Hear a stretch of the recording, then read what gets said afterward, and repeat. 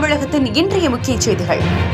வேறுகாடியில் சிக்கியிருந்த 11ஆம் நூற்றாண்டை சேர்ந்த சோழர் காலத்து சிவலிங்கம் மீட்பு.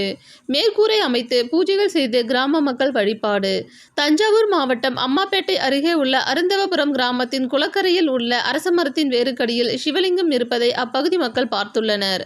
தஞ்சாவூர் மாவட்டம் அம்மாப்பேட்டை அருகே உள்ள அருந்தவபுரம் கிராமத்தின் குளக்கரையில் உள்ள அரசமரத்தின் வேறுகடியில் சிவலிங்கம் இருப்பதை அப்பகுதி மக்கள் பார்த்துள்ளனர். உடனடியாக இது குறித்து அரண் பணி அமைப்பினருக்கு கிராம மக்கள் தகவல் அளித்தனர். அதன் பெயரில் அங்கு வந்த அவர்கள் வேறுகடியில் சிக்கியிருந்த சிவலிங்கத்தை மீட்டு அங்கு மேற்கூரை அமைத்து வழிபாடுகள் நடத்தினர்.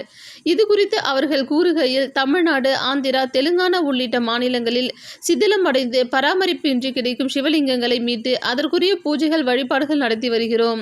இதேபோல் இப்பகுதியில் சிவலிங்கம் ஒன்று இருப்பதாக பகுதி மக்கள் தெரிவித்தனர். அதன் பெயரில் இங்கு வந்தபோது வேறுகடியில் சிக்கியிருந்த சிவலிங்கத்தை மீட்டு அதற்கு வழிபாடு நடத்தினோம். மேலும் அருகில் உள்ள சிவாலயத்தை சேர்ந்த லிங்கமாக இருக்க வாய்ப்பு இருக்கிறது.